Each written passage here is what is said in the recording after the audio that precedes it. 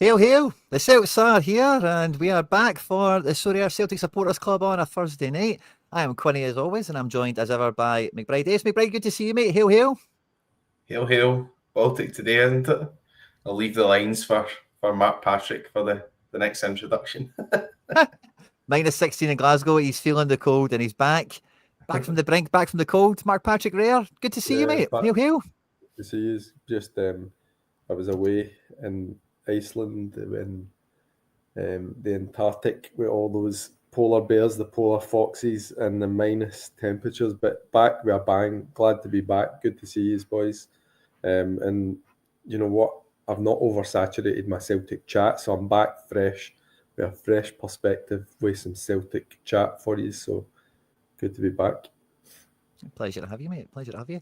And we're right off the back of the Dundee United game at home, which was the fifth game in a row we played in Glasgow. We had 4 home games and 1 away game to Mordor, which is, still staying in the same area, aren't we? Not much travel to be had there. So it's been as much as we're in this ultra marathon period, the last couple of games have actually been somewhat convenient for us. And, I'll get your guys' takes on the game last night, but I felt coming off the back of the match last night, it felt like probably one of the best periods it felt like the best we'd played over a match for a little while. Just felt quite well balanced, and a lot of just individually what was going on. Everything looked fine. There was very little complaints. How did you guys see the game? I know McBride maybe missed a bit of it, but thoughts and feelings? I think in general, I just don't feel like we're going to concede goals. Is my first kind of opening. I just have that feeling now. It's really. You remember last season, there was always that kind of inkling that you felt we would always concede a goal. I think we even commented on it. We always felt, especially with Joe Hart and obviously Sorare stuff, we'd always you're going to concede that goal. And we inevitably did concede a goal late on. I just don't feel that at the moment. I actually generally just think, even about 20, 30 minutes into the game, I think this is a clean sheet. And I just routinely just feel like, and the part of my reason for thinking that is I don't think they're going to get past Carter Vickers, or I don't think, Alistair Johnson's going to give them enough space to allow them to get in behind in order, and even Taylor, even as much as Taylor can push up and get caught or whatever, I just think it's okay. Trusty, or if Scales is there, we'll pull across and cover and sweep up. And so many times when teams come and attack us, I see that, and I felt the same. I think, taking the Rangers' performance aside, I think last night was another example of it just looked comfortable. And yes, they do get their wee chances, which are going to, they have to take. But I mean, that's going to happen. You're always going to be up against it. But I think that's what you've got Schmeichel for, and he's phenomenal. I think he's certainly been phenomenal. So yeah, I thought it was, like you said, I thought it was a comfortable performance. I thought it's obviously a lot of negativity floating about with stuff Brendan Rodgers has said, and obviously following on from the Rangers game. But I think it's sobered people up again, as to say, wait a minute here, 16 points clear? I know Rangers are kicking off in actually 1 minute. 16 points clear until they kick off. I think there's a wee bit of reality check for us to say, wait a minute, this is not a bad situation. We're playing well. We're in a strong position, really strong position. Europe's been relatively successful. We should be feeling much better than this, is my take. I'm with you. And Casper's been the big green clean sheet machine, hasn't he, McBride? He's been unreal.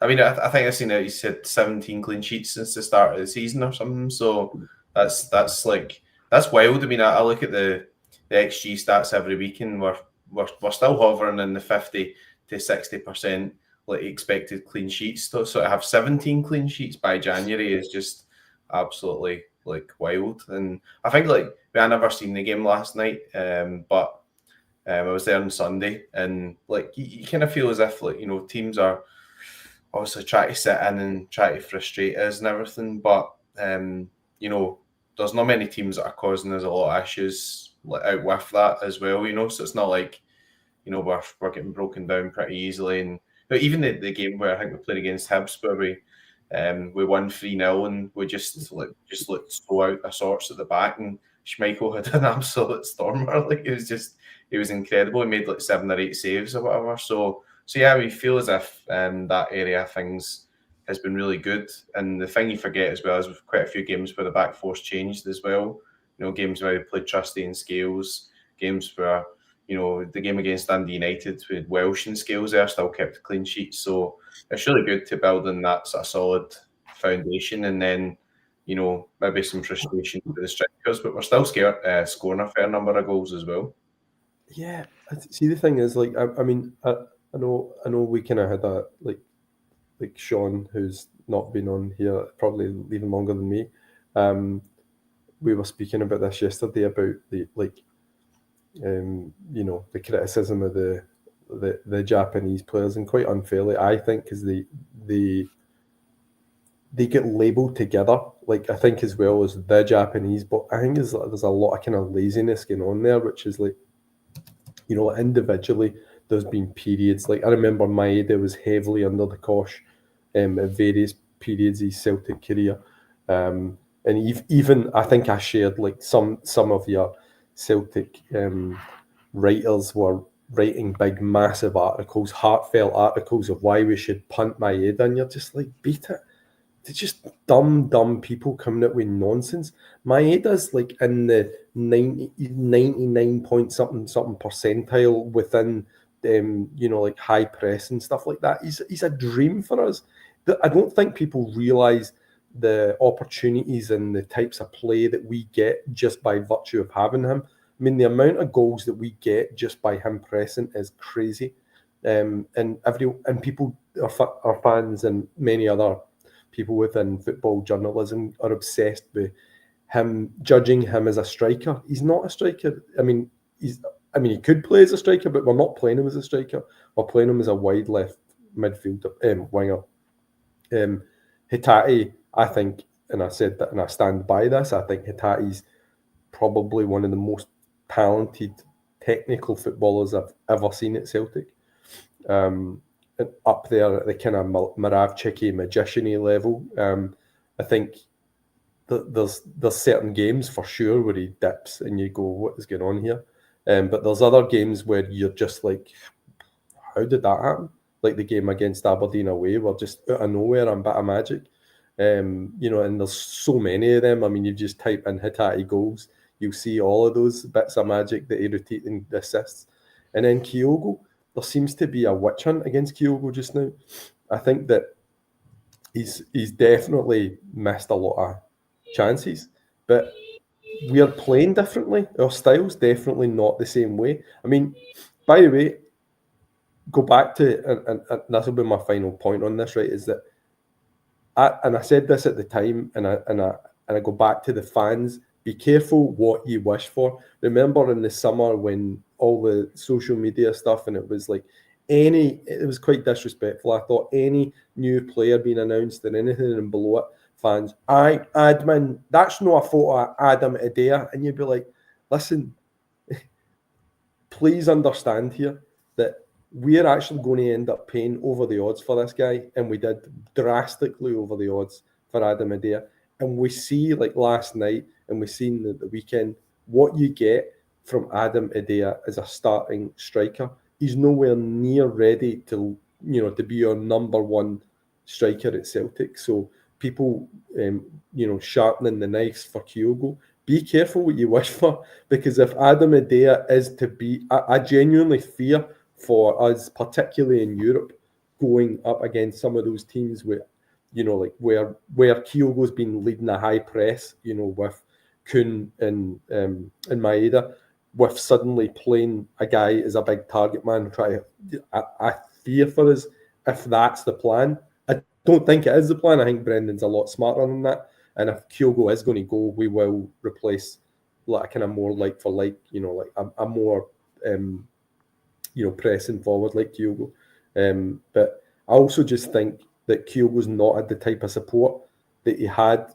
I think we forget that the support from O'Reilly last season for Kyogo was just phenomenal. Some of those, I remember particularly, was a ball he played through for Kyogo, picking up. He's one of the only people that could pick up his runs over the top. Kyogo smashing it in, I remember, on the left side. So yeah, I think we just need to take a deep breath and say, right, this is a magnificent position. We have a real chance to have like a record-breaking goals amount this year, a record-breaking points tally, and we have a real chance at a crack at Europe. So let's not start all this snobbishness and, about, get rid of this guy and get rid of that guy. Fair enough if there's guys that are not cutting it, like, my old favourite Palma's, obviously he'll be, he's not getting a chance really. He's had enough of a chance to tell that he's not going to do it. So fair enough, you move him on. You can see now there's already others out. Fair enough, but let's not be getting a witch hunt to get our best players out of the club. I make you quite right on a lot of that. I think with Maeda especially, like the main thing he's shown now is he's getting goals and assists. He looks a wee bit more composed. He looks a wee bit more mature. Some of the stuff that sometimes he would have maybe ballooned into the stands a few months ago, he's hitting the back of the net with now, or he's actually putting some decent deliveries into the box. And that's been part of the thing with Maeda, is like, if he could score 25 goals a year in a European league, maybe he wouldn't be at Celtic because of a lot of the other, like, let's say, soft skills that he kind of adds into the fold as well. So maybe that's something we need to start worrying about. If Maeda keeps firing and he becomes like the complete package of a forward all of a sudden, he might be somebody that we might not have to keep for much longer in that sense. But I do think Hatate and Kyogo are much more divisive these days in terms of like splitting the fans, in terms of who's for them and all that kind of thing. And I'm very much in the same camp as yourself when it comes to Hatate. Maybe not quite to Moravchik levels, but certainly, like, I do think like Hatate is like clearly like the playmaker in the team. He's like the talisman. He's the kind of the rule breaker that we've got. The only guy that's kind of going to do something a little bit different. Whereas and again, like, guys like that, you can give them a bit of rope, a bit of license, I think, to have off nights and good nights. It's just that ratio, I think, is what Celtic fans are maybe disappointed or frustrated with. But I do think with Kyogo, like, Kyogo's had everything. And I know like the service has changed, the style of play has changed, of course, but he's missing chances that there's really not much excuse for at this point. Maybe not necessarily last night or whatever, but the big chance miss count just keeps going up. And like at the beginning of the season, you'd have bet an obscene amount of money he'd have got to 100 goals this season. And, we'll maybe talk a wee bit longer later on about, how many games Kyogo might actually play for us this year. It might end by January, if you believe in some of the conspiracy theories and whatever that's flying around the internet at the moment. But I do think with Kyogo, like, it's not necessarily push comes to shove, but it's one of those ones where, like, if he isn't scoring goals, like, in terms of moving people on and stuff like that, he just becomes the one where it's like, we probably should be looking to move him on, I think, if he doesn't get himself together. Now, I love Kyogo and all the rest of it, but strikers need to score goals, and the concerns you've got for Arne Engels, I think we should have those same concerns with Kyogo. Like, even in Europe, like, I know he's been good and stuff like that over the whole piece, but like, I think he scored 1 goal in every Champions League campaign or something, previous to this one. I don't know what he's got this year off the top of my head, so I'm just thinking about this as we're talking. But I don't know, with Kyogo, I think, like, I've always had a wee bugbear with Kyogo for as much as loving him, that he's maybe not as eager to set people up and set tap-ins up and stuff like that. So maybe I've got a wee bit of that in the back of my head, but yeah, ultimately I'm with you, like, on a lot of things. It's kind of, you touched on a few things, so it's hard to kind of round off quite nicely. But McBride, thoughts and feelings on the form that we're finding, or the form that some aren't finding, perhaps? Yeah, I think it is a tough one. I think, as you said, like, he's missing a lot of chances. Like, ideal, not be the only striker in world football that goes through spells of missing a lot of chances, I suppose. But and the style of play has changed a bit. I mean, on Maeda's side, like, it's pretty unfair on him because he's playing, he was a striker when he played in Japan, and he's playing in that left-hand side. And with teams playing with a low block, that doesn't, like, sort of necessarily suit his style of play. And sometimes he'll go outside and he's not even really left-footed either. But I think he's actually improved a lot of that. I mean, like, there's times where you thought, like, this is going into Rose Ed, and maybe now some of them are Row H or whatever, but he's delivering assists, and his goals and assist record this season's been really good. So, we've relied on Nicolas Kuhn, we've relied on Maeda to get goals and assists, but, we lost, probably what was over 30 goals and assists from Matt Riley from last season. kind of composition in the midfield has changed a lot in there.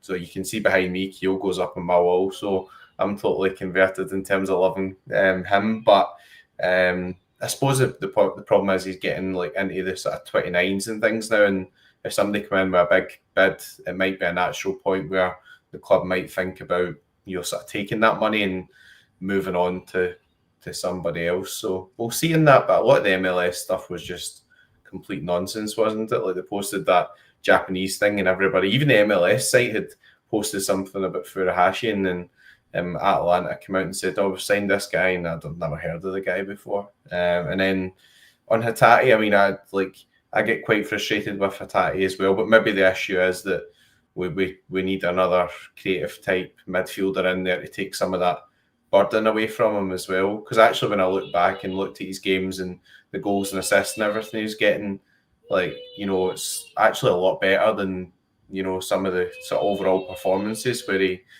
goes games where he just feels as if he can't really pass the ball to the same sort of Celtic player, etc. But actually, overall, his contribution's been really good. He's just taking a lot of the brunt of the creation side. So I think if we were going to sign somebody in midfield, I've said this to you before, Quinn, I'd like to see somebody in there as a kind of athletic defensive midfielder that might release McGregor a bit to help out with that. He's got goals and assists and everything this season, and an actual creative midfielder that can pick a pass. Somebody that might help that situation with supplying the strikers, because Ida's doing equally as poorly in there when he's coming in as well. It's not like he's coming in and he's scoring every game and stuff. So there's definitely something I think to be addressed in the setup. See, just one thing, because I was looking at this earlier on as well, and I think it's like context, right? Because I think two things are probably true here, right? One is that the entitlement at times from our fans is a bit tiring, right? And I'll give you examples of why that shouldn't be the case in a minute. But the second thing as well is that the overreaction from something. Don't get me wrong, Rangers battered us in that game. No lies, no excuses. They just battered us, right? And seeing football, sometimes that just happens, right? And you can go, then you do the post-mortem and you recover. It's all about your reaction to that, right? It just happens. Look at Barcelona. I remember they get smashed off of Bayern Munich, and it was it not like 8-1 or something like that with Messi in the team, right? So what? Yeah. I mean, it just happens in football. We need to stop being so entitled to think that how dare it happen to us. It just happens. It's about how you react to it, about how you recover from it, right? But if you look at this, see last season, right, in the Premier League, right, that we ended up in a tally of 78 points with 80 goals and scored and 26 conceded, right? So this season already, we've scored 57 goals in 21 games and conceded 7 goals, right? So two things to take away. One, gonna calm down, fans, because we're blown. We're so far ahead of everyone. It's just not even worth even getting into, right? And secondly, the spread of goals that we've got now is so big. McGregor is now, maybe someone can correct me, but he's got to be nearing his highest tally already in a season for us. But the spread of goals throughout the team is mad. But also Brendan's rotating more than I can remember him doing, particularly in midfield areas.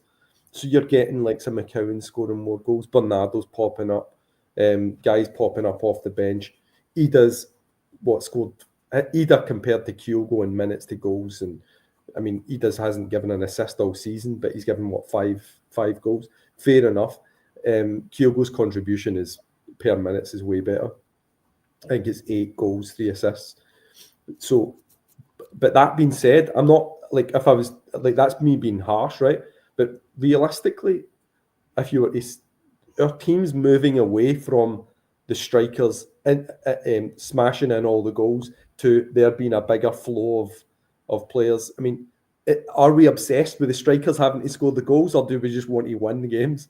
I think that's what there's a bit of like, because we're all annoyed. Kyogo isn't scoring goals. Well, the bloody team is. We're scoring more goals than we've scored last season, and I think we're on course to score the highest amount of goals in a long time and have the highest points tally. What is it we want here? Do we want to win games, or do we demand that the strikers score the goals? So I think there's some I think we need to understand the bigger picture here, which is, there is lots of good stuff happening at Celtic.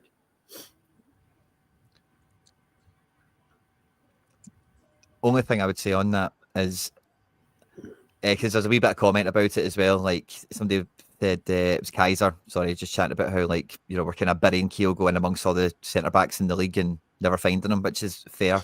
I'm only talking about the chances he actually gets. I'm not talking about he never gets chances, he never gets touches. Yeah. And I don't know. I'm looking at the Zagreb game.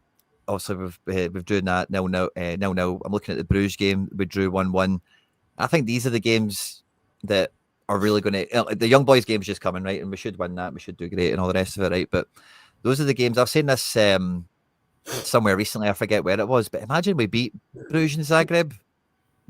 Imagine the buzz would be sitting on right now. All the stuff you just said there about the league, on top of being like 9th or something like that in the Champions League and home and hosed and cruising for fun. And in those games, I think there's maybe a bit of a tactical element with Brendan Rodgers involved in this as well, with the derby match we spoke about as well in the mix a little bit, where for me, Kyogo needs to score a few more chances. He had a big chance missed in the Bruges game. I forget how it was exactly, but just checking the stats on it. But these are the games where we need everyone to be pushing it, and making sure that we get over the line with it, because full confidence ahead of young boys and also the games that are in between it.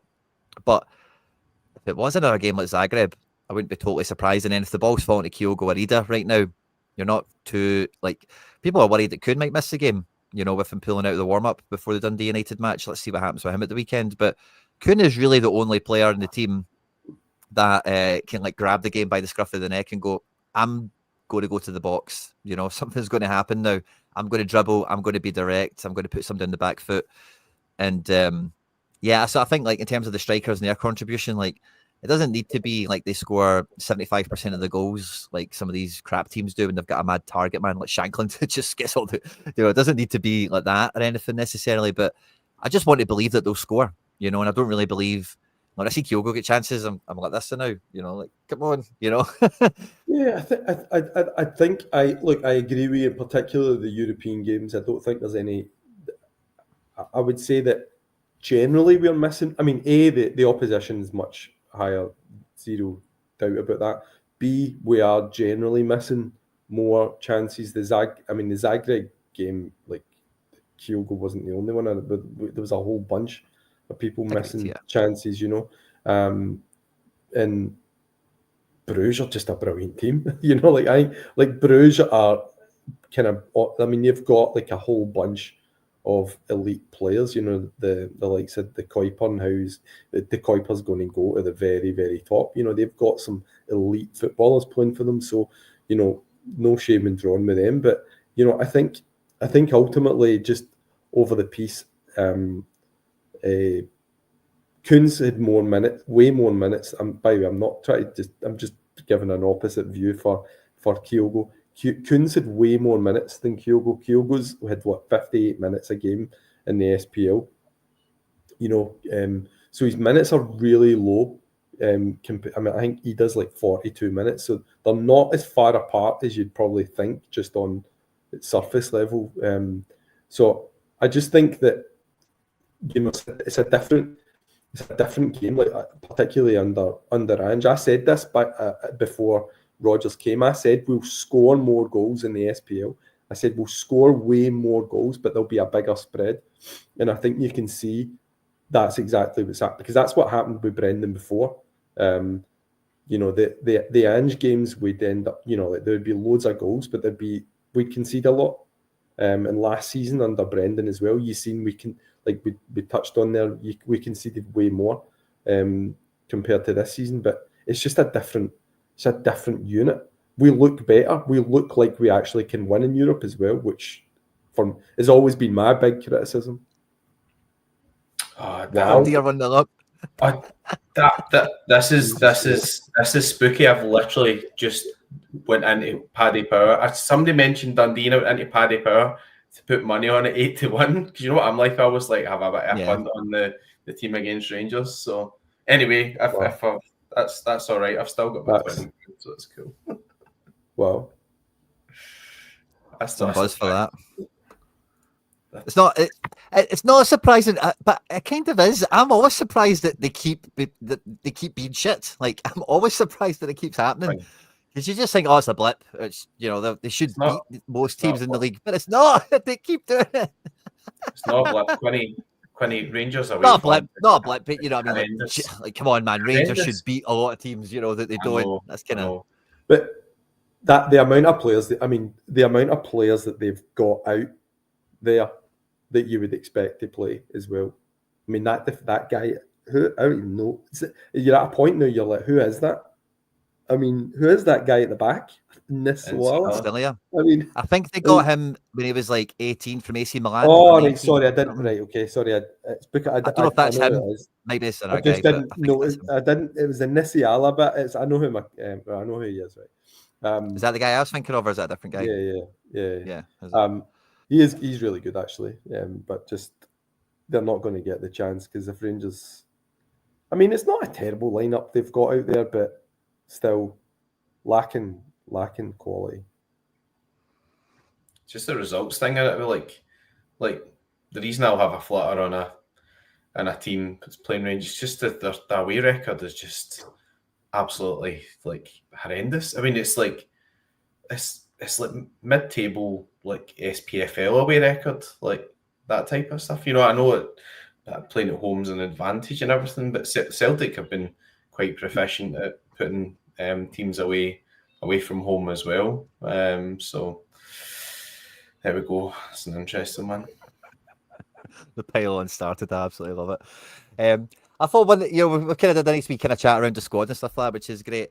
I think one thing, like I kind of mentioned it in my post-match breakdown that went out on the channel earlier today, but one of the things that's been really interesting to watch under Brendan Rodgers, like Mark Patrick, you were just talking about like the Brodge effect kind of coming back into the squad, spreading the goals, some of the hallmarks that we've seen of Brendan version 1 coming back into version 2 a little bit, and all the rest of it. And I think one of the things I've been like carefully watching has been like the midfield, like how it's shaped, who's playing where, and how it's trying to look.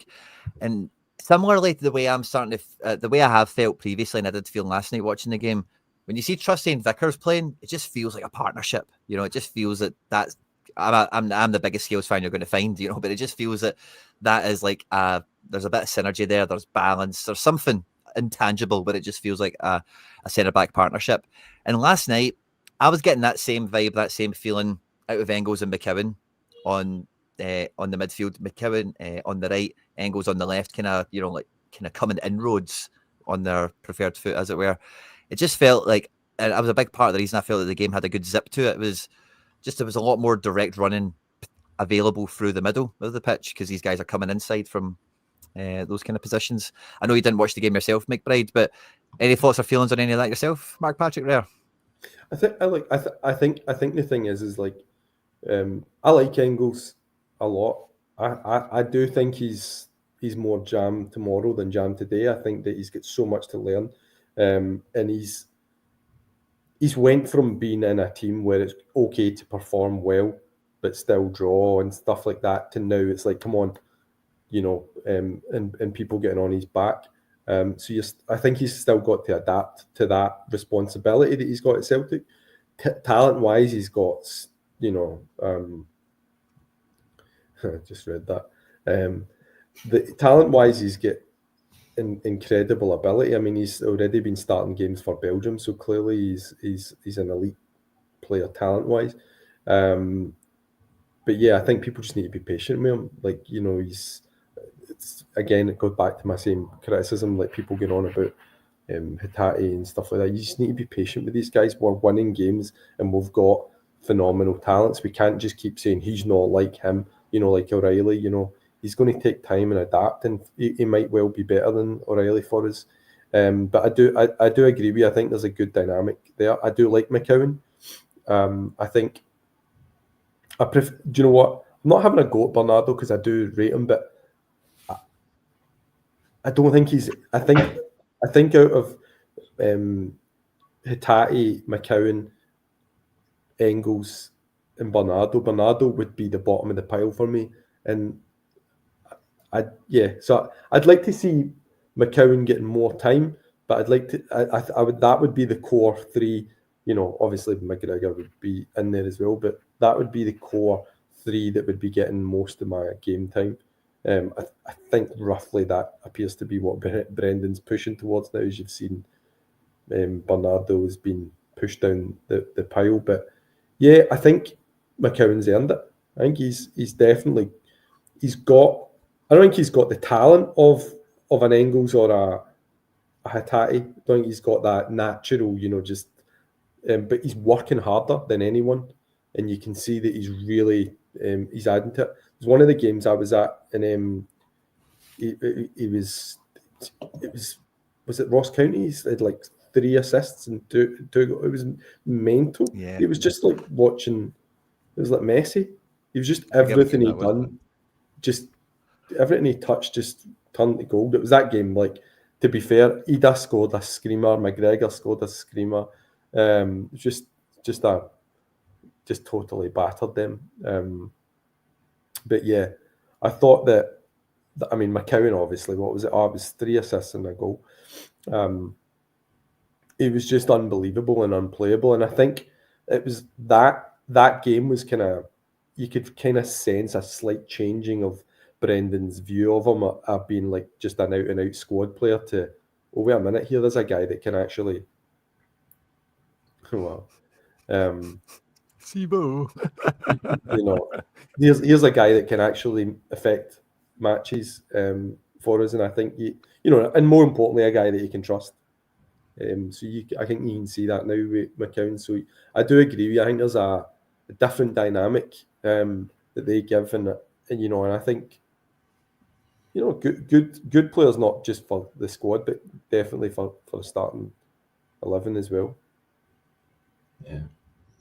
I really like Wee McCown as well. I mean, I think he's a good example of somebody who's doing really well in the league, and often Celtic will be looking for guys from different markets or whatever, and it's a good example of the Japanese players. We got them at quite a good price if you look at the overall market for a player that's that good, and we brought them in. But McCown was excellent for Dundee. I mean, I think what really sort of stood out sort of last season. I always remember it quite well because my wee granny passed away and we were sitting watching the game against Dundee. But Dundee always gave us loads of problems. You play against them and he would be a standout. And even back to I think when Owen Beck was there. So, but getting him in for £1 million as a guy who's he's not really that sort of old.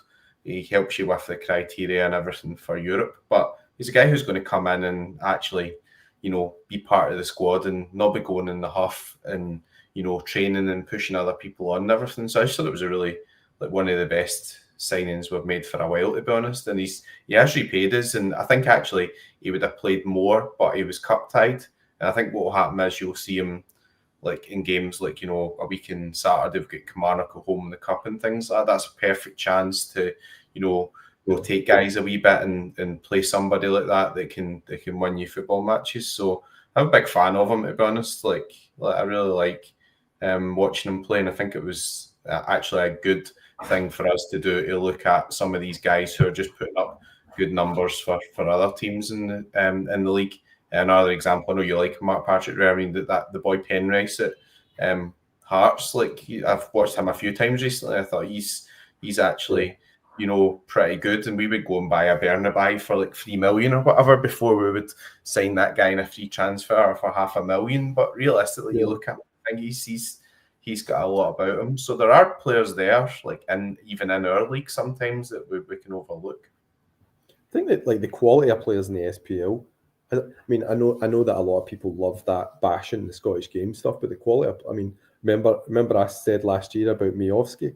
Shocker, isn't he? He goes and plays to Girona, and okay, he's injured now, but he started banging them in as well for them. I think it's a wee bit, again, it's a bit of context about people, because a lot of people don't really watch the other teams apart until they play us, and that's fine. I understand that, because the idea of watching Kilmarnock v Dundee doesn't sound exciting to most people. I get it. However, you know, like when you actually watch a lot of these teams play, like I watched a lot of, not this year, I haven't watched as much as I did last year, but I've watched a lot of like Hearts play. Hearts have been terrible this year, to be fair, and Aberdeen's and stuff like that. And you know, when you just see people like standouts, like obviously one that we've been on about for a while is Lennon Miller's absolutely phenomenal. You're right, Penrice at Hearts stands out. I actually like the other boy at Dundee, Cameron. I don't know if he's Cameron is out of contract in the summer. Is he a Rangers fan, or did I just? I've heard that. They've certainly been linked to him, but I just know he's 21. He's out of contract in the summer, and he's pretty hot. He's not playing tonight as well. He's not playing. I've seen that he's not in the team. Yeah. He's incredibly talented. He's been at that level for a while, and to be fair to Dundee, they've got 2 or 3 other ones. They've got that, is it Finlay Robertson, and the guy that I've really, I went on about him for about 2 or 3 years now, is Josh Mulligan. I think Josh Mulligan must be about 22? He's 22. I mean, he's been there since he was about 16 or something like that. Phenomenal player. He's starting to finally start to perform now, like in a bit more consistent level. But he's a really talented player, like just one of those guys that can just pick the ball up and run it, guys. It's like a real kind of throwback player. So yeah, there's loads of players like that kicking about in the SPL. It's always that, will he do it if he comes to Celtic, you know? And I mean, you see with like McCown, the answer is yes, you know, like of course they will, you know, like it's but you need to give them time to develop, and you know, some of them might not, but you'll never know if you don't sign them and give them a chance, you know. But yeah, I agree with you. I think we need to be a bit more involved in the Scottish market. I remember us doing shows last year when you and Sean were on the channel with us a little bit more, Mark Patrick, and I remember us saying like it was all off the back of a lot of the Mayovsky chat, like what players could we swallow up within the league. Owen Beck at left back was one, and Luke McKibben, I'm pretty sure we were all in unison in saying he was like a wee Scottish Hatate whenever we played against Dundee anyway. It was that same kind of nip and kind of pop we have with him. And when we do come across some of these players in the league, I think we should have some confidence where just absorb a few of them. You know what I mean? And worst case scenario, you end up with, like, and I know he's an academy prospect, but that boy Montgomery we've had, even worst case scenario, if it's a guy like him, you end up loaning him to St Johnstone, you loan him to Aberdeen, and then you sell him to Hibs for a £5 or whatever later on. Then what have you lost? Nothing. But if you do get a McKibben, you do get a Paul Hartley, you do get a Barry Robson, you do get a Darren Jackson out of it or something, I don't know, then you're winning. Do you know something like because obviously we're living in this point where like it's perpetuated by the English media. Oh, I remember when Scotland used to have a good team and that, and you're like, yeah, but now we have a good bloody team. Have you been watching us? We've got like Ben Doak, world class. We've got, if we can push Lennon Miller in, we've got the Napoli midfield. You're like, yeah, all the team players in Serie A and in the English Premier League. One of the best left backs in the world. You're like, what can you? And we entertain this by going, oh, I know, and so many Scottish. You're like, calm down. No, this is now.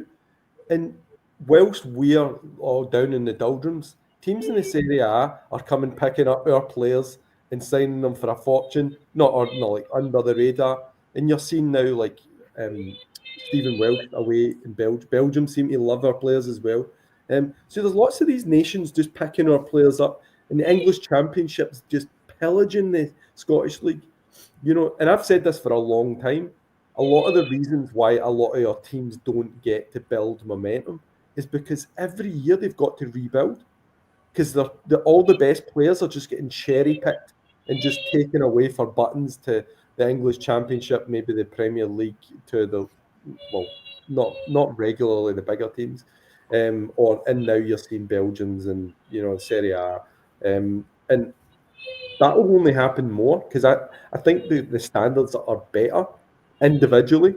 Team-wise, okay, we've still got a lot to go because you've seen some pretty shocking performances in Europe from Hearts and Rangers haven't been that bad to be fair, and we've been pretty good. But you really would need everyone to be pulling together. But in terms of individual players, I think Scotland have got, we're on a good path, like with developing players.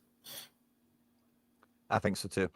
I think I think like it's probably part of the thing that we need to make sure we keep in the squad, the identity and how it comes.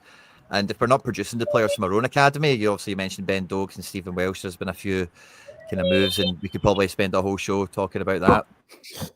But we need to get them from somewhere. And it was something I was saying on another Celtic stream at some point, but like not to help them out, right? But two things Rangers just always seem to be oblivious to.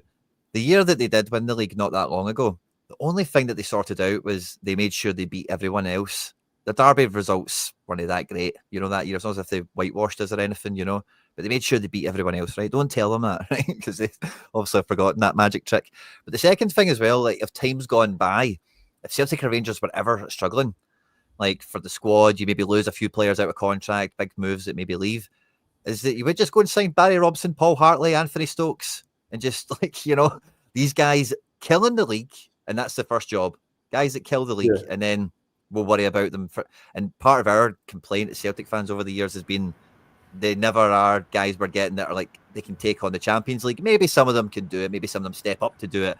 But it was always just buying guys, make sure they can hammer everyone else in Scotland. And we need to keep a bit of that, So I'm definitely all about that transfer policy for sure. I think like we kind of touched on it a bit. I definitely want to touch on this a little bit more. McBride brought it up. We've kind of spoke about Kyogo a little bit already, right? But we had this kind of phantom leak come out, right? I don't know if you guys have seen it. I suppose you have caught bits of it, if not all of it. But for anyone at home that's not seen it or heard about it, probably been under a rock. But in case you haven't, the MLS website released like an official player profile and like package. Kyogo being at Atlanta United, who he has been linked to in the past previously. They've just hired Ronnie Dyla in the last month as their manager. Former MLS Cup winner at New York City, former title winner with us, of course. And then it quickly disappeared and vanished and all the rest of it. Atlanta had put out these kind of posts about they might be signing a Japanese player, and they've signed an American-Japanese guy, but the quote that came along with that was Volume 1, which makes you think there's going to be some more volumes to whatever it is they're up to. The one thing that I heard about this and I can't get out of my mind and I totally agree with is like MLS, like the website, like it's not a news. It's not like they don't publish articles or anything like that. That is like the official website of MLS. And MLS is like the first port of call when it comes to transfer negotiations with any of those clubs. You speak to MLS first and then the club takes over from there or whatever. So, and MLS is a marketing machine. So you always believe they've got their ducks in a row. Everything's pre-approved and all the rest of it. So I don't think that page has been made by accident or an error or someone got the wrong end of the stick or whatever. I think it's sitting there on ice right now as we speak. The link that no one can click on has maybe just been changed or altered or shelved, but I think that was a gaffe. I think that was somebody pressed the wrong button on something that was meant to go into schedule or drafts, but they went publish. It was popped up.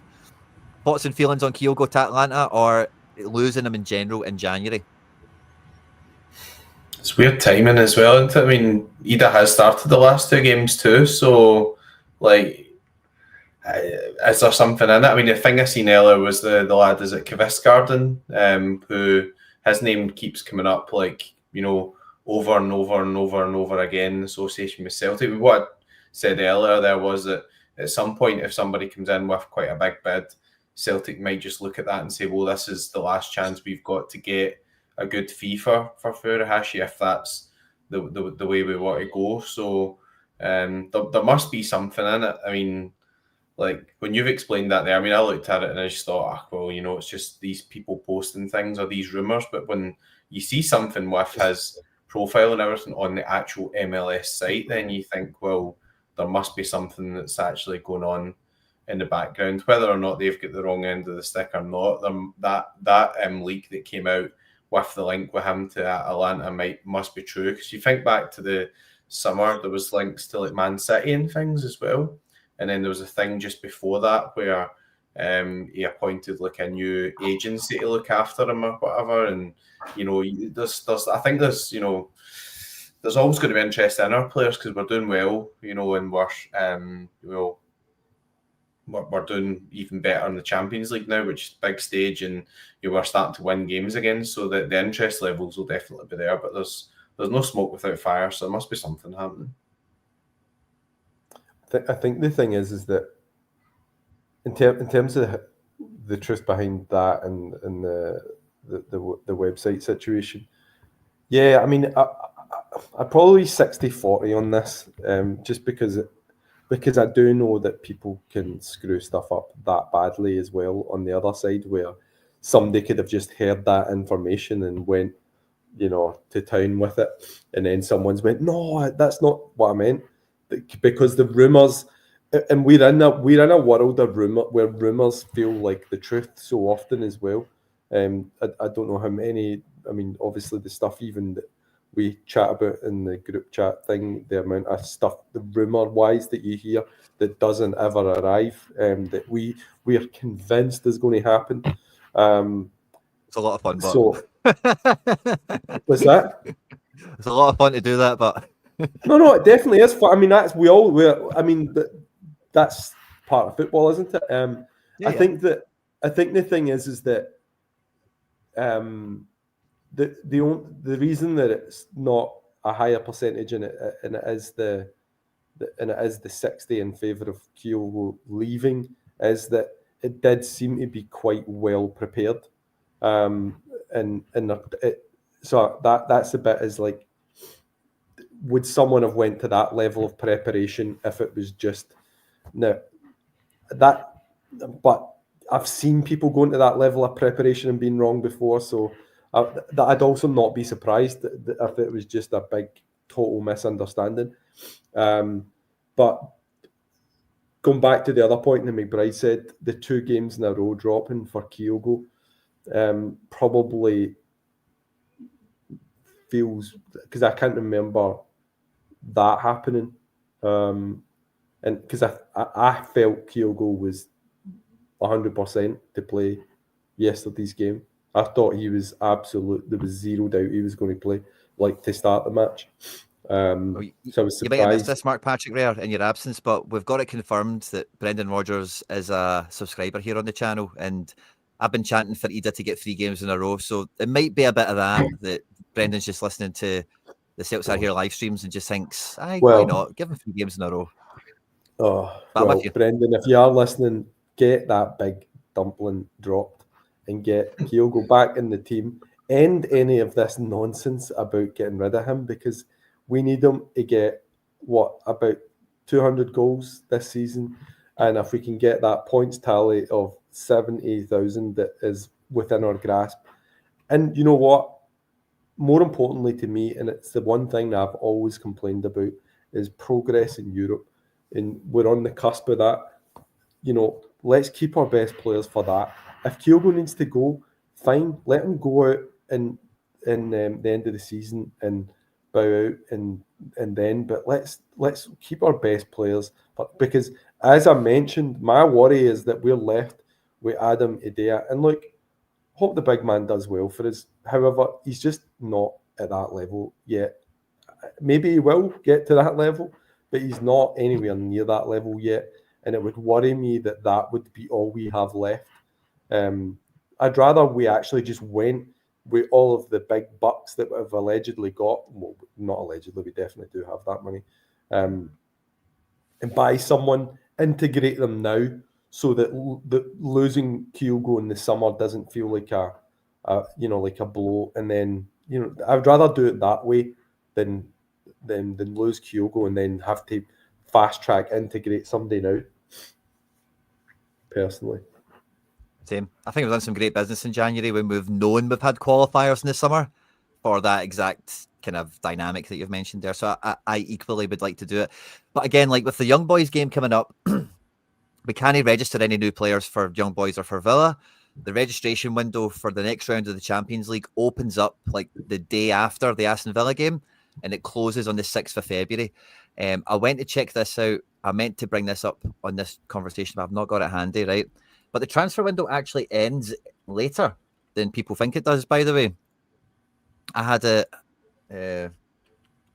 transfer deadline. I had it on Transfermarkt the other day. Yeah, there we go. So I can put this on screen once I've got it loaded. And our transfer window ends at a weird time now compared to what it normally does. Yeah, I think it's the 3rd of February. Where is it? There we go. Yeah, 3rd of Feb. I'll just share this on screen so you can all see it. Magnification isn't great, but there you can see it. Scotland open from the 1st of January to the 3rd of February. The Champions League qualification, the Champions League registration ends the 6th of February. So the way I see it is if we beat Young Boys, that's the start of the transfer window. That's when it actually begins. Because Celtic don't spend money until they know it's coming in the post. You know, they need to know that those 2 other games are happening, and then they'll go for it. So we're going to have Wednesday Young Boys game at the 22nd or whatever. There's probably a wee bit of diligence going on in the background, maybe lining up some dominoes to knock down for later on. Yeah. But it's going to be a madcap week and a half at the end of the month, isn't it? Right, totally. And see just taking your logic, right? Because I do agree. I mean, it's, not only do I agree with it, it's kind of just what's happened previously as well. Not rocket science. Yeah, totally. So on that logic, you just Young Boys are absolutely terrible. And I have actually watched them, and I know that a lot of people do all of that because I watched Servette because Kyogo Furuhashi. I'm a huge fan of. I'd love to see him at Celtic. Since his Kashima Antlers days, but anyway, so Young Boys are horrendous. I mean, utterly. I think people are maybe thinking of good Young Boys teams before. This is a terrible, terrible team. We should be smashing them. I mean, obliterating them to the levels of the Bratislava and a bit more. So you'd want to guarantee that though. You don't want to take chances on that. And I think we're best served with Kyogo. So then, even if he did need to go, get him for that game at the very least. If you know, like they want to sell him. I personally we're all in this for. Surely it's about winning trophies. Like this is unless I'm mistaken here, and we're not in this to win leagues and trophies, right? We want to keep players because it's about that continuity and all that. I think I'm all about keep Kyogo till the summer, and then let do the last game, and then just do it a nice kind of blend, like the way that other players did. Just do it the right way. And, this kind of out the back door stuff transferred. Nah, the guy's been insane for us. Let's show him a bit of respect and let him leave out the front door at the end of the season. Yeah, MLS hasn't restarted yet either. So, if they did want him, I mean, I don't know when their window is open till, but conceivably you could probably go and get a Kavissgarden or whatever, and if their window's not closing until March or so, because the league doesn't start until at the end of February or something in MLS, so they'll probably have a different transfer window to us, I'd imagine. So there could be a couple of January to April.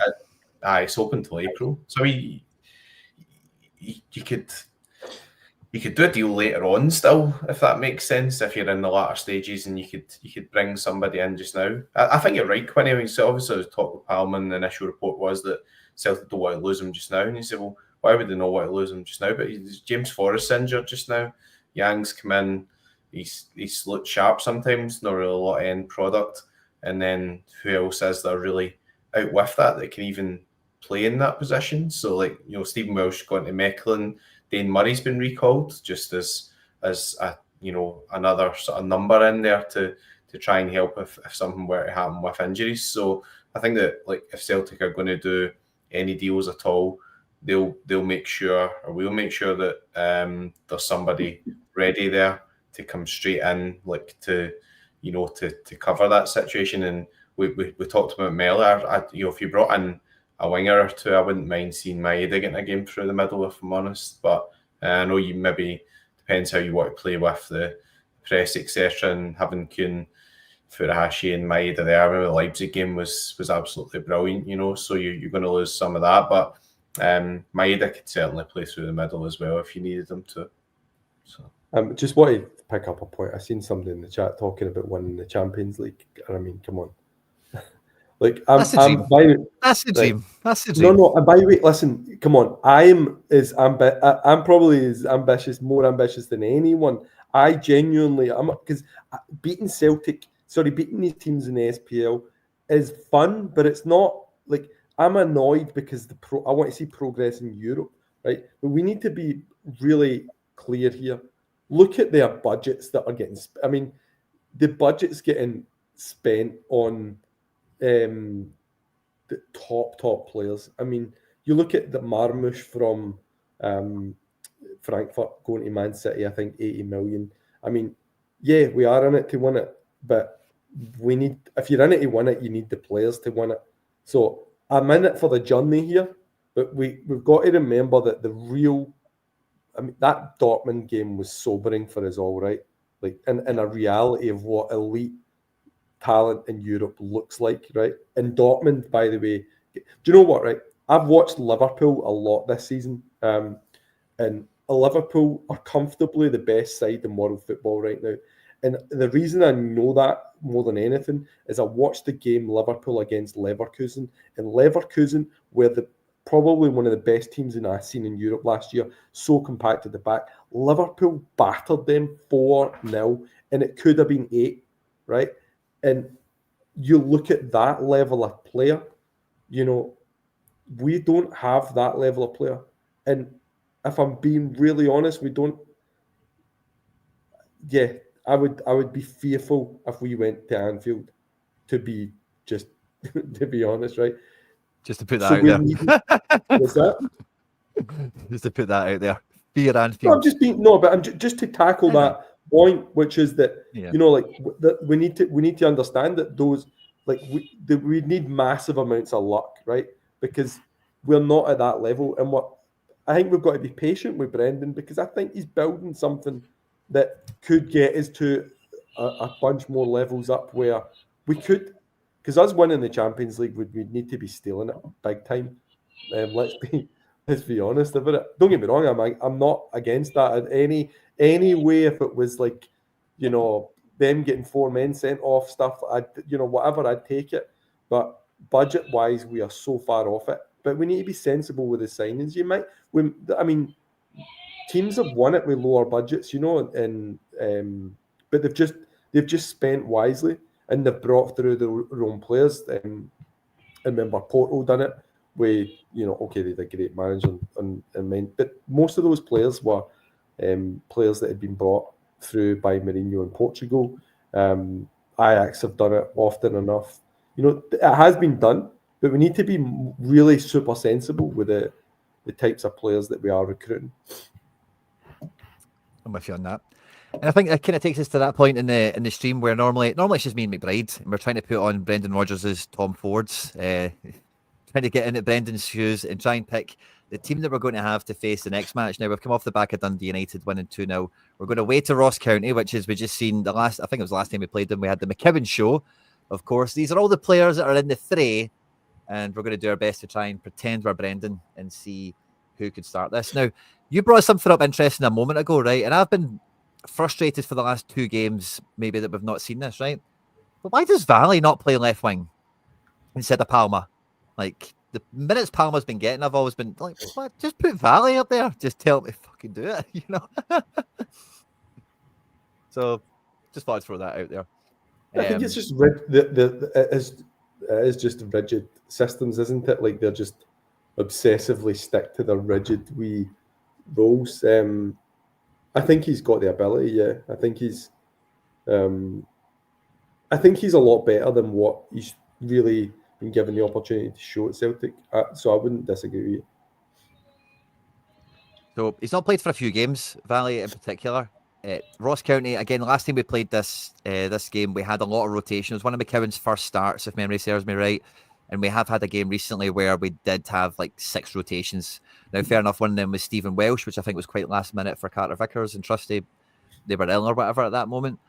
But Like, this is a game where I think left back is kind of open. I know the Greg Taylor gate is kind of been and gone now. It feels like that chapter is kind of closed, and maybe he could take Taylor out for Valley.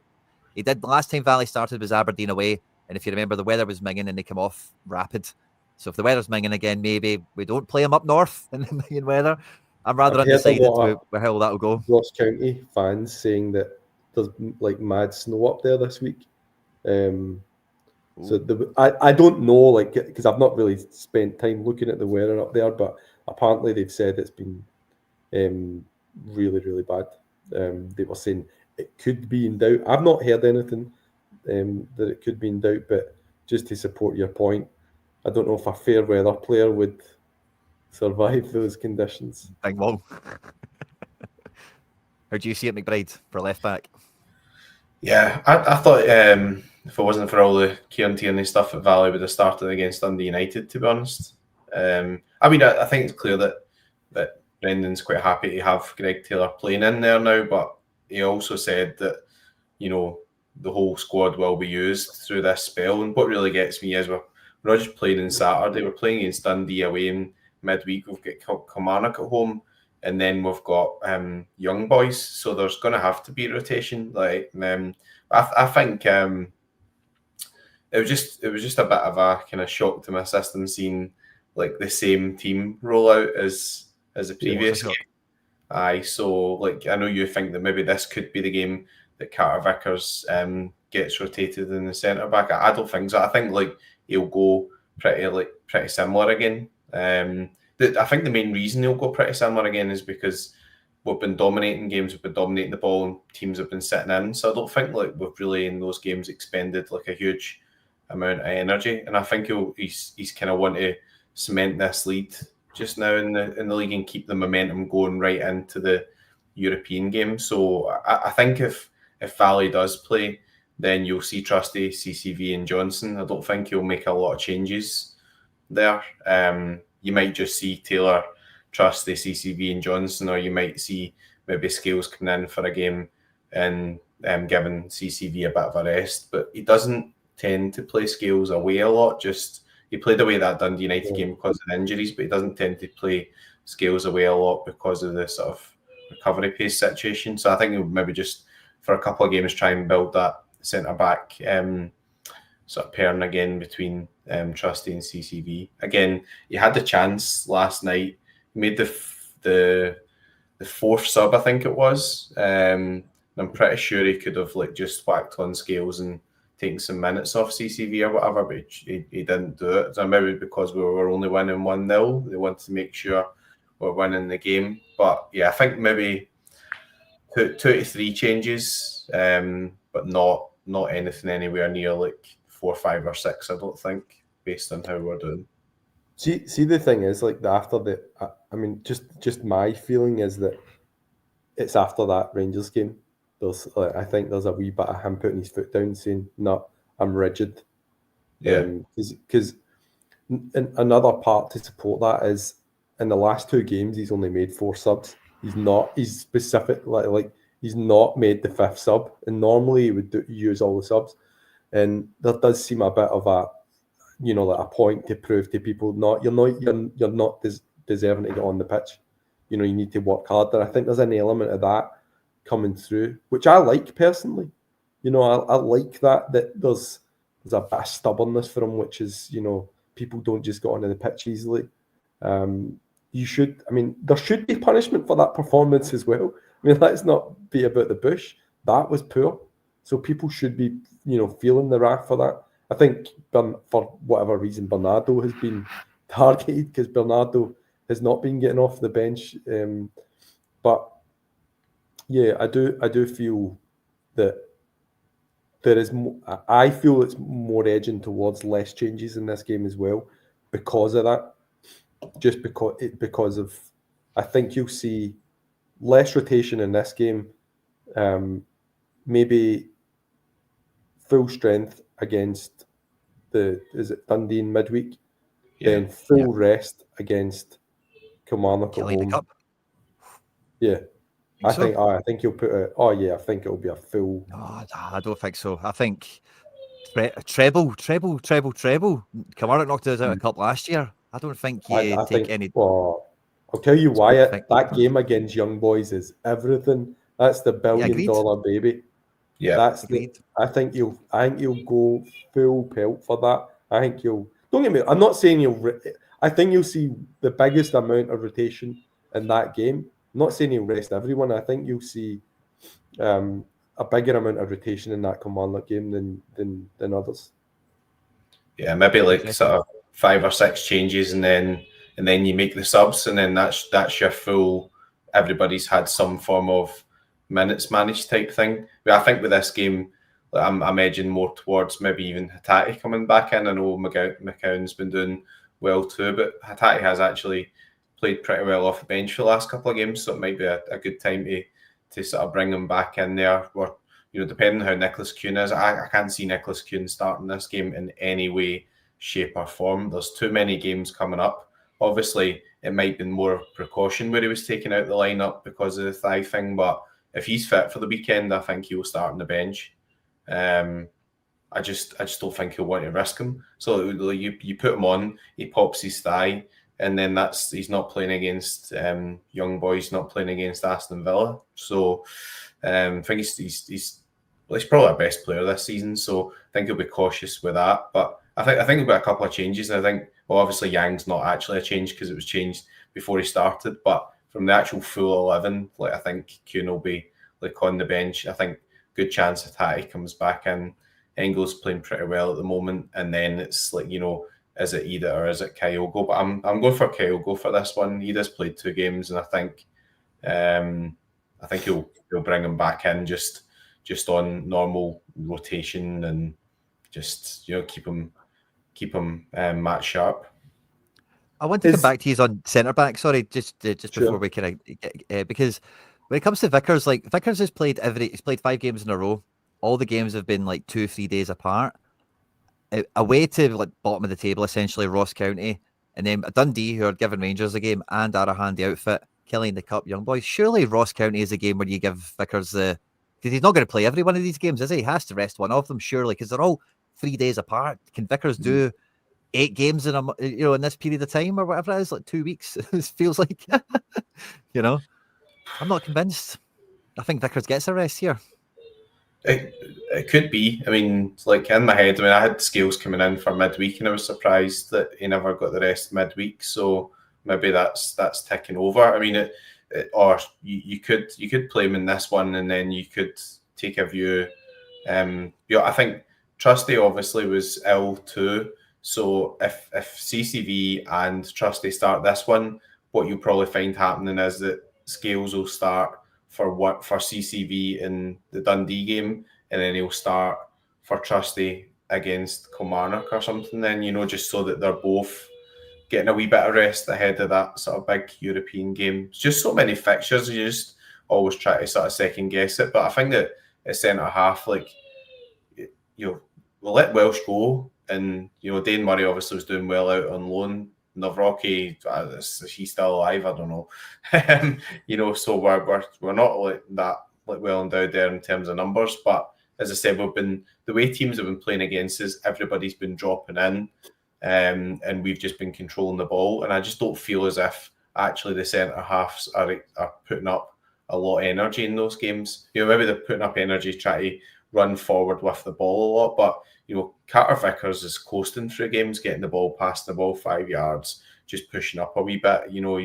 It's not the same as maybe an Alistair Johnson or a Greg Taylor getting right up and down the wings. So I don't think he needs to be rested for this one, but you're right, this could be the game where you see maybe Scales and Trusty and just a wee bit of rotation to keep the guys fresh ahead of those other games. I just don't see him playing every one of these games, and I think Dundee away you take seriously. Killie in the cup is just as big as the Young Boys game, really, for the way Brendan's seeing it. So I just think I couldn't see him starting this one. Surely that's just the way I feel, and I think Trusty Scales has played together, so you can kind of do that. So I think the defence, Johnson's probably starting this. I don't think we'd see Ralston come back into this one. McGregor starts, of course. And then I just wanted to touch on centre-backs because we were getting into midfield and forwards or something. Mark Patrick, you were about to add on to something before I cut you off earlier. I was just going to ask if we knew about Kuhn's injury, because they said they were going to. Yeah, we've not had an update yet. No, nothing came through. I was going to say, remember there was a game where he was a wee bit iffy and he came off the bench and got man of the match? Do you remember that? I can't remember who it was against, but he came off the bench and got like a goal and 2 assists or something. Absolutely rinsed it. So I could see that type of shift from him maybe over the next 2 matches, and then start Kelly, start young boys. It's just a whole like he was in the lineup and then we took him out type thing. It's like how precautionary was that, and like if he's felt something there, then I just don't see us taking any risks with him. Like what would if like what you're saying there about CCV and playing against bottom of the league and things, like it's just naturally a time where you just say, right, well, we'll have 50 or 60 minutes of Yang, and then if need be, if we're not winning by 1 or 2 goals, then Nicolas Kuhn's still there to make sure we sort of secure the 3 points. So I agree with you on that one. Daizen on to start again as well. And then we'll talk about strikers. I know you've kind of touched on that as well, but I think midfield is the really interesting bit, because we didn't see any changes there in the last game. It was Engels and McKeown.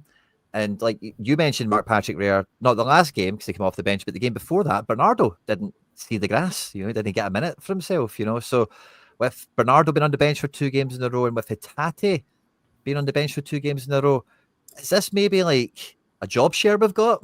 Engels and McKeown and Bernardo and Hatate, and it's maybe just a straight like 2 for 2. I think that would be logical. I have a feeling it's going to be Engels, Reo, and McGregor. I think it would be logical to give Bernardo minutes here, but I don't know. It felt like that defeat to Rangers was far more significant to Brendan, and I would understand that there's been words said, and there'll have been actions implemented as a result of that, and you can already kind of feel there's definitely much more of a rigidness. Ross County are poor. They're 3rd bottom in the table. I mean, I can't remember us properly spanking them up there. I think we had like a 3-0 or a thing. They're not many massive spankings we've given them up there, but it should be a formality match for sure. Just noticed something interesting in what you were saying there. The last, the Rangers game was Hatate and Bernardo, and since then it's been Engels and McKeown, 3 for 2. That's a interesting kind of detail I think you've picked up on there. Yeah, I think and the same with Scales, which is that's partly my reason as well for dropping Scales for this one. We'll soon find out if Scales is dropped and Bernardo's dropped, then I think we can only take it that's as a result of that Rangers game. There's a hangover, and he's basically said, you guys need to step it up. Which again, I personally like that, because I don't like this whole people just get games for the sake of it. You need to get games on merit. And like McKeown's done, like McKeown's forced his way into the team, but just getting on with it, and that any chance he gets, he takes it. I would say the midfield will be Reo, Engels, and McGregor in this game. If anything, it will be, as you said, it will be Bernardo coming in for Engels, and it is just a rotation job. But personally, I think it will be Reo, Engels, McGregor. Yeah. Is there any danger that Bernardo plays for McGregor? We did see it a few weeks ago. Probably not really needed, but is there any scope for that, do you think?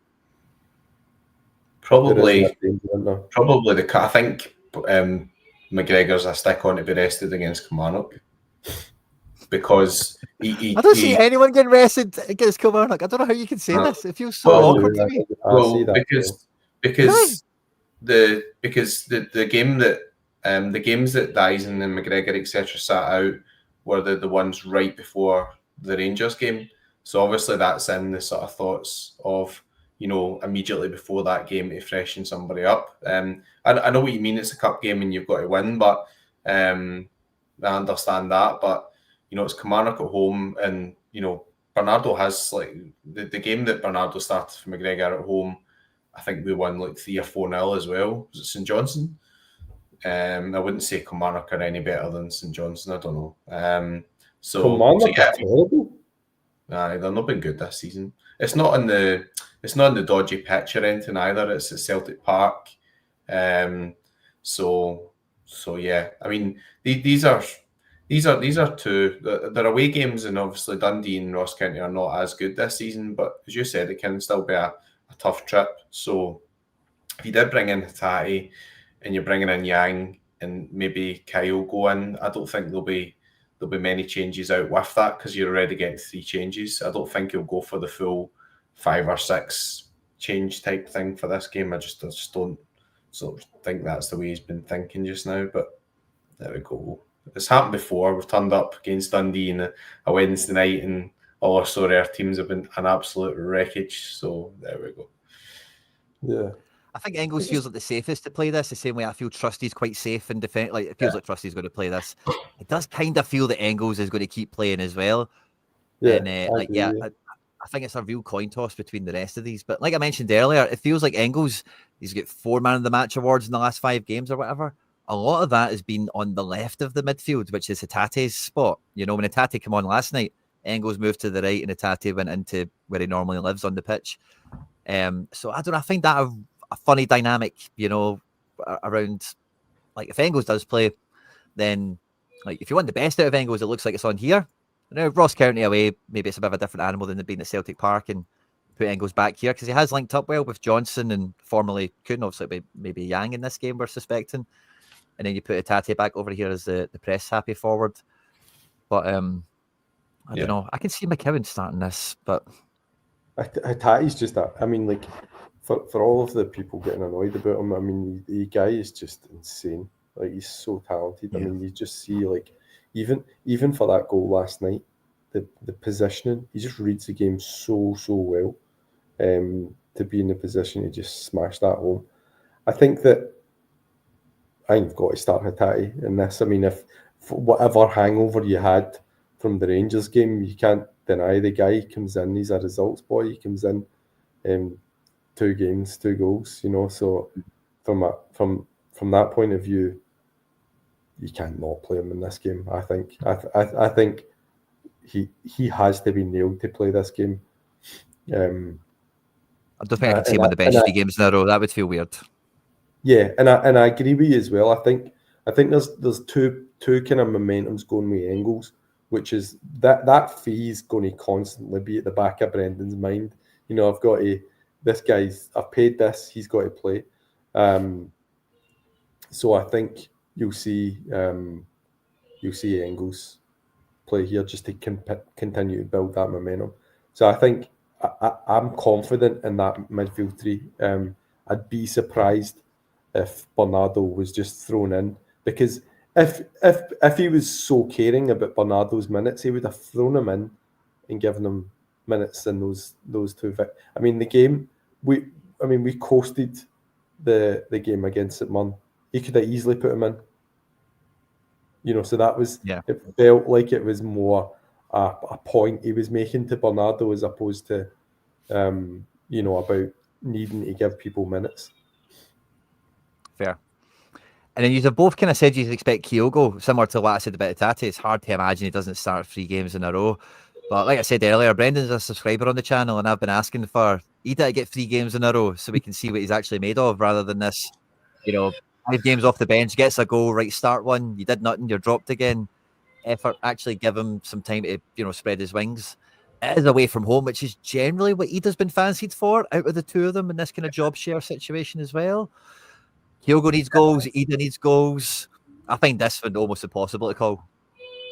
Yeah, it's really tough. The other thing I noticed as well was that when Ida was on the pitch, Engels still took the penalty as well.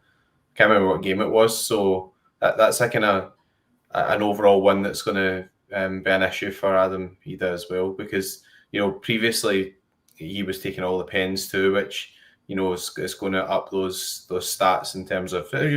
There'll be people who would argue like you should have your striker on a penalty anyway, because that's their job in the team and all that sort of stuff. And I think he's a good penalty taker as well. But Engels got it whilst Ida was on the pitch as well. So yeah, it could be that. I think you're right, but Kyogo's not had many sort of minutes in the last couple of games. So I think if Ida does start, you can find like Kyogo coming on maybe a wee bit earlier and getting a more of a run out again. But it just depends how he sees it.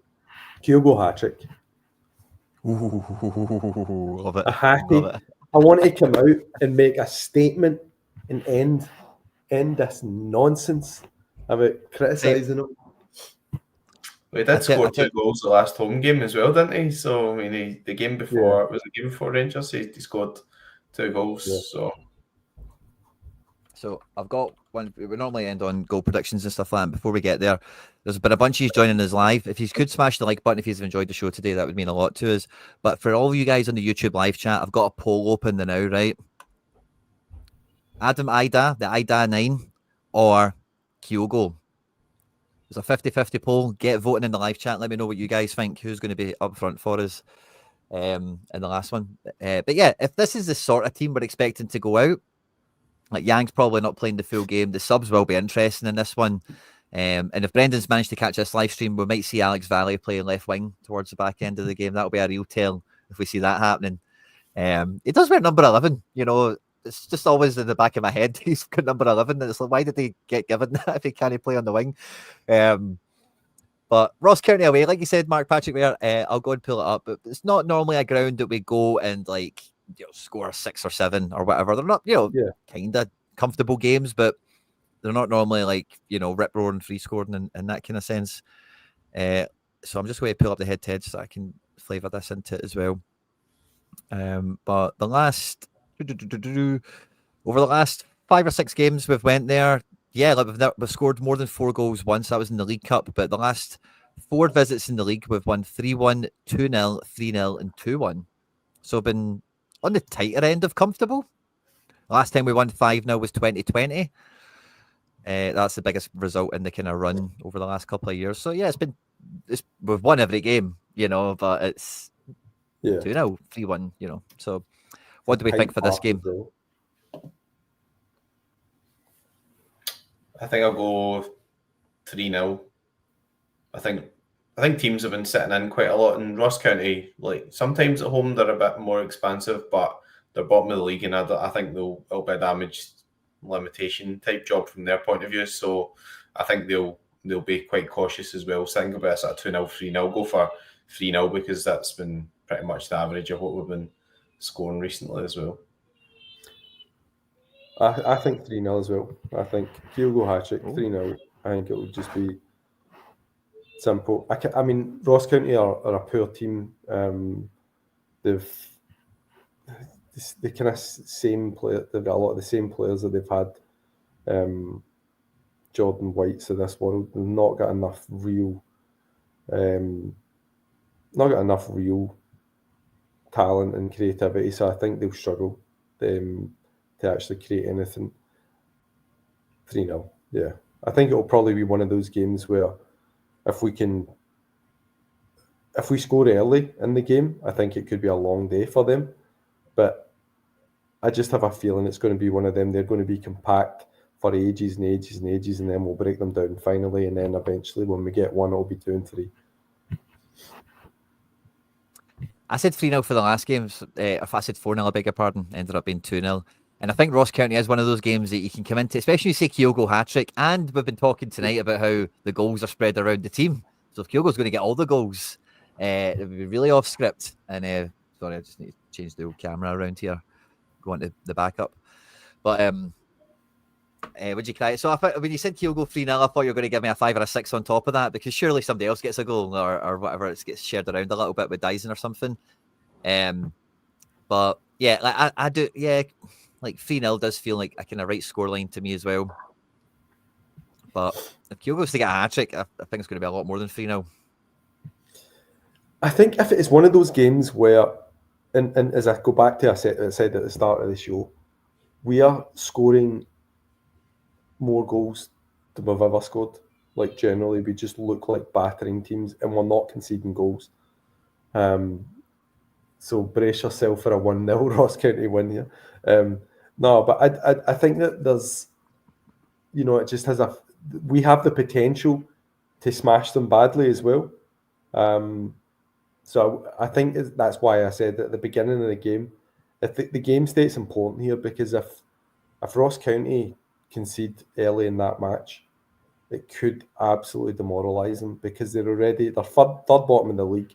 They're not quite bottom because St Johnstone, my least favourite team in Scotland, well, one of my least favourite teams, obviously there's a couple ahead of them in Scotland. I just can't go St Johnstone, absolute Mickey Mouse club. Glad to see them. They're on 15 points, rock bottom of the league. Going to smash them, get down. And Hearts are second bottom. But Ross County are horrendous. They are such a bad team, so we should be smashing them. And I think confidence in, if we're in full pace, score early, it could be a 5 or 6, or could be in that type of range. But I've seen this game so often where, they sit in compact, defend, and then you have to break them down. And then we'll score. When we score the first goal, then their heads drop, and then we pick them off and score the second and the third. And I feel like it's going to be more like that. Breaking news, Quinny, the MLS have apologised for that thing with Kyogo. So they've apologised. Apparently their site, when there's a player mentioned or whatever, the informational loads via a data provider. That's why they've got Mbappe and things on there. So it does look like maybe there's no truth in that. They say they've apologised. So the tinfoil hat's staying on for me. Yeah, I said before, like I have seen big mess ups like that before, where people just simply don't do their job. So it's not that big a shock. Yeah.